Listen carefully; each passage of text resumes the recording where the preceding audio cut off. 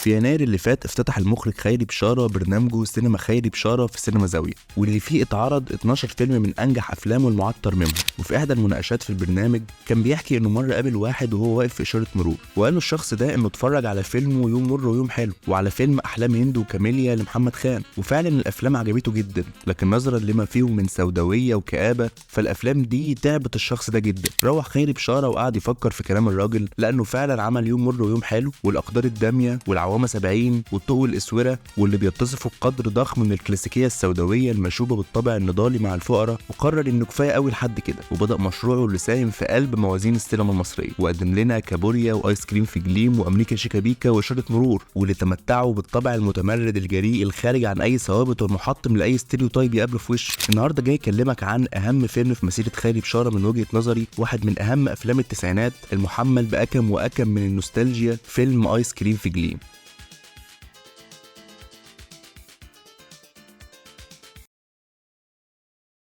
في العادي لما بقرر اكتب حلقه عن فيلم معين كخطوه من بين اول 5 خطوات، كنت بروح اشوف انترفيو مخرج الفيلم والكاتب والبطل واهم دورين جنب البطل، لكن المره دي لقيتني قدام ملحمه عدد ضخم من النجوم اللي لا يقل اهميه عن بعض بغض النظر عن حجم دورهم وهل كان بيتضمن وقوفهم قدام الكاميرا اصلا ولا لا. عندك عمرو دياب، اشرف عبد الباقي، حسين الامام، علي حسنين، سيمون وجيهان فاضل، عزت ابو عوف، علاء ولي الدين، ده غير فرقه شارع 9 اللي بتضم اسماء مرعبه واللي بعضهم فضل شغال مع عمرو دياب. عندك حسام حسني ويحيى غنام وهشام نزيه. ورا الكاميرا بقى عندك مخرج خيري بشارة، مساعد مخرج علي ادريس، وحسين الامام في دوره الثاني في الفيلم بعد زيكو، واللي كان مسؤول عن الحان عدد كبير من اغاني الفيلم، وعمرو دياب نفسه لحن كدور ثالث بعد سيف اللي مثل وسيف اللي غنى، وحسام حسني واللي اسمح لي اقولها واشتموني براحتكم في التعليقات ما عنديش مانع، عمل واحد من اجمل ان لم يكن اجمل ساوند تراك في تاريخ السينما المصريه، مدحت العدل، واللي كان المفروض هيكتب اغاني بس لكن بيكبر دوره وبيكتب حوار الفيلم كله، مدير تصوير طارق التلمساني واللي كان مسؤول عن كادرات ايقونيه بالوان مبهره قدرت تعلق في دماغ كل اللي شافوا الفيلم من اول جيل التسعينات اللي شاهد صدور الفيلم لحد اي طفل بيشوفه لاول مره حاليا. بالرغم من كل ده انا مش جاي اكلمك عن اداءات تمثيليه حلوه ولا حتى متوسطه ولا قصه مبهره ومختلفه، لا خالص. ايس كريم في جليم كان ثالث ظهور واضح لعمرو دياب في السينما بعد دوره في السجينتان سنه 88 واول بطوله في العفاريت سنه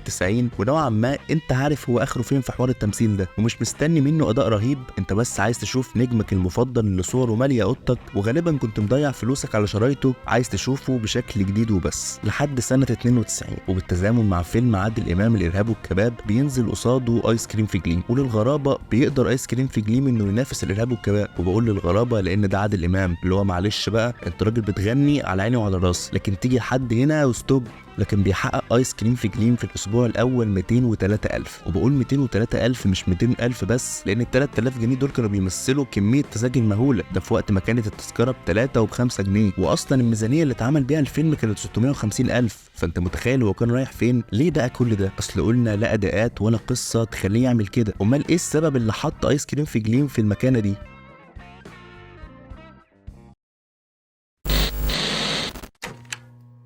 في 1992 وبعد 2.5 سنين من انهيار سور برلين وبعد كام شهر من اعلان جورباتشوف تفكك الاتحاد السوفيتي رسميا وبدايه عصر القطب السياسي الواحد وسياسه الثقافه الامريكيه في العالم كله، انتشرت مظاهر الترفيه الغربيه في مصر بشكل واضح، ماك وكنتاكي وويمبي اللي كان موجود قبلها بس انتشر بشكل ضخم ساعتها، اغاني اجنبي وصناعه افلام ما كانش حد يعرف ان هي موجوده اصلا، وفي وسط كل ده بيعيش سيف في جراج صغير في شارع 9 في المعادي بعد 7 سنين من انتقاله من المكان اللي اتولد وعاش فيه جليم في اسكندريه على امل انه يحقق حلمه، واللي بحكم الانفتاح اللي عاش فيه جيله سيف كان بيحلم انه يبقى مغني مشهور.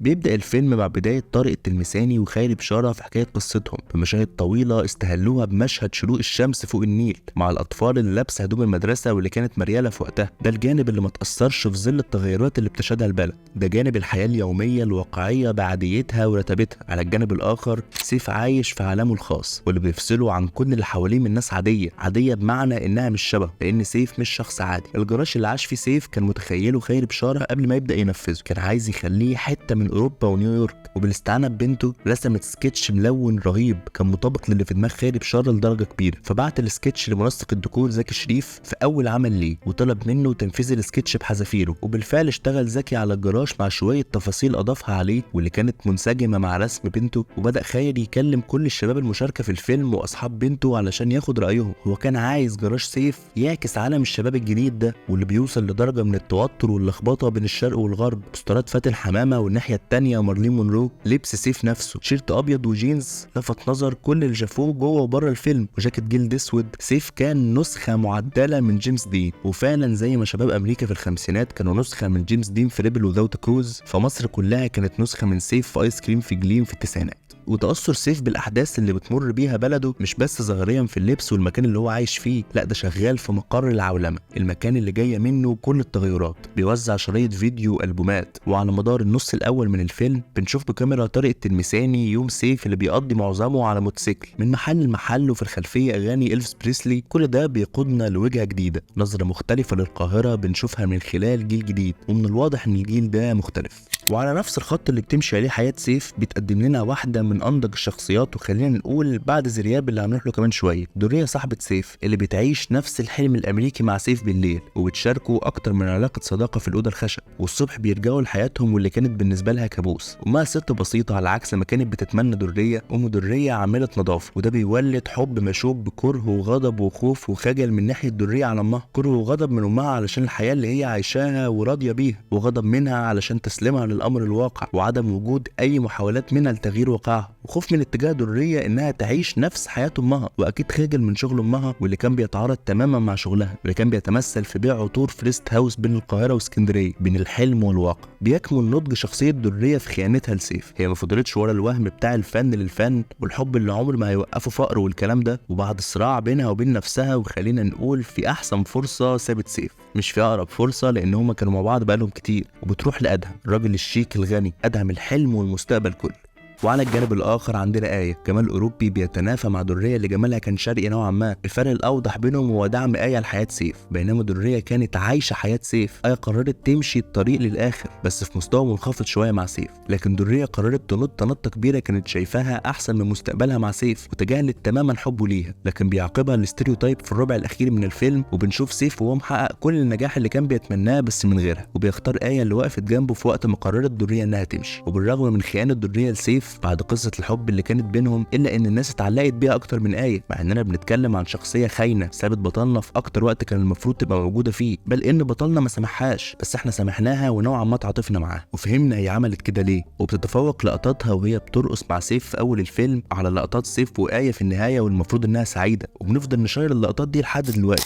ثالث شخصيه هنتكلم عنها وهو نور الشاعر الناصري، وبيكمن دوره في اسمه، فهو نور ظهر لسيف علشان يرشده في اسوأ مكان ممكن يبقى فيه وهو السجن. وبعد قرارهم في انهم يغنوا للناس في الشارع بلغه واضحه ومباشره، بينزلوا يدوروا على زرياب اللي هيلحن لهم في لقطه من اجمل لقطات الفيلم، وهم بيلفوا في الشوارع بين المعادي ومصر الجديده ووسط البلد وغيرهم. وعلى خام 35 مللي بنشوف القاهره الصبح في عز البرد والشبوره. وحتى لو شلت لك سيف ونور ووريت لك اللقطات من غير ما اقول لك انها من الفيلم، فانا متاكد انك هتقدر تعرف ان اللقطات دي من التسعينات. محلات الايس كريم وشرايط الفيديو والبوسترات والعربيات، الناس نفسها تحس انهم من عالم غير عالمنا ده. وبيكمل كل ده وبيثقلوا صوت عبد الحليم واختيار الكوبليهات اللي شغاله في الخلفيه نفسها، لحد ما بيقابلوا زرياب فنان الشارع البوهيمي اللي مش عامل للحياه وقيودها اي حساب، بيقدم فنه للناس في الشارع وما عندوش مانع انهم يعطفوا عليه لو كان ده هيساعدهم، بيصرف كل اللي في جيبه من غير خوف من بكره، المهم سعادته وانه يكون عايش الحياه اللي هو عايزها حتى لو خسر في المقابل الشهره والفلوس. وبيفضل الانحياز للناس والتغاضي عن جانبهم السيء تماما، وسواء كانوا فقراء مهمشين هو عايش معاناتهم وبيغني لهم، وفصل مفهوم الفن عن الشهره والفلوس تماما، على عكس زيكو واللي قد يبدو لينا انه عايز يساعد سيف، لكن الحقيقه انه مش همه غير مصلحته. الفن بالنسبه له ملوش اي لازمه لو مش هيجي من وراه فلوس، فبنكد انه ما عملش حاجه لاي حد في الفيلم الا لو كان مستفاد منها باي شكل من الاشكال. اكتر من 30 سنه بتفصلنا بين التسعينات ووقتنا الحالي، هو جيل واحد بس اللي عدى، لكن الفجوه بين الجيل ده واللي قبله ضخمه بشكل مرعب، ويمكن اكبر من اي فجوه بين اجيال ما قبل التسعينات. نقله تكنو ايديولوجيه رهيبه، ما اقدرش اقول لك انها ايجابيه 100% وابقى محدث، ولا اقول لك انها سلبيه 100% وابقى عايش على اطلال الماضي. قد ايه كنت اتمنى ان اعيش يوم واحد في التسعينات تحديدا وسط ناس مجرد شكلهم بيحسسني ان احنا فضائيين دلوقتي، وعندي حاله من النوستالجيا اللي مش فاهمها بصراحه. انا ما عشتش ده بس عندي حنين ليه بشكل مش طبيعي. وفي النهايه يا ريت كلنا نرجع نشوف الفيلم، نقف احتراما للحاله اللي اتقدمت لنا على هيئه فيديو 120 دقيقه، لكنه بكل تاكيد بيعني اكتر من كده بكتير. ولو وصلت لحد هنا ما تنساش لايك وسبسكرايب علشان ده بيساعدنا ان نكمل في المحتوى اللي زي ده.